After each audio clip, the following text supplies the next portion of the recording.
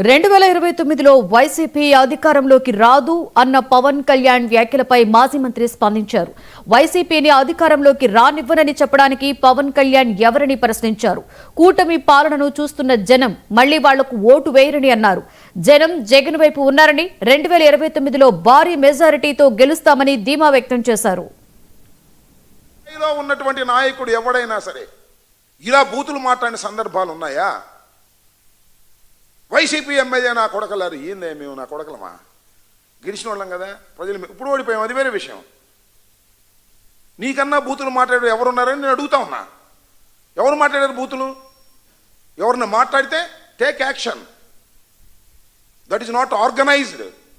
ఇవాళ ఆర్గనైజ్ చేసి బూతులు మాట్లాడిస్తున్నారు నారా లోకేష్ గారు, ఆయన తండ్రి గారు. దానికి నువ్వు మద్దతు పలుకుతున్నావు, గుర్తుపెట్టుకోమని మనవి చేస్తున్నా. ప్రగల్భాలు పలకటం కాదు, ప్రాక్టికల్గా ఆలోచించండి.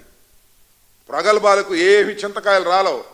నీ బెదిరింపులు ఎవడో భయపడ్డావు. ముక్కు సూటిగా వెళ్ళేటటువంటి తత్వం మాది.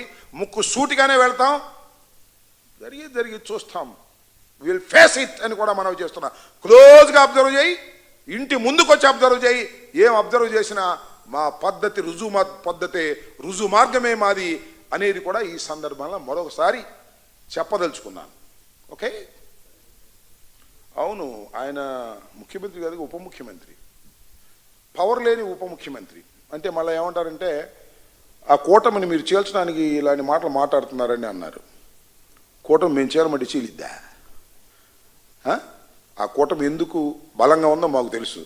ఎవరికి ఏమేమి అందుతున్నాయో మాకు తెలుసు. అందుతున్నంతకాలం కూటమి బలంగానే ఉంటుంది.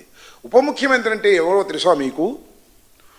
ప్రతి కార్యాలయంలోనూ ముఖ్యమంత్రి గారి పక్కన ఒక ఫోటో పెట్టడానికి మాత్రమే ఉప ముఖ్యమంత్రి. సమస్యలు తీర్చడానికి ఉప ముఖ్యమంత్రి గారు కాదు. ఫోటో లేకపోయినా సిసలైన ఉప ముఖ్యమంత్రి మన నారా లోకేష్ బాబు. అసలు మాట్లాడితే ఉప ముఖ్యమంత్రి కాదు, ముఖ్యమంత్రి ఆయన. ఆయన అడిగితే ఇదే సమాధానం చెబుతాడా?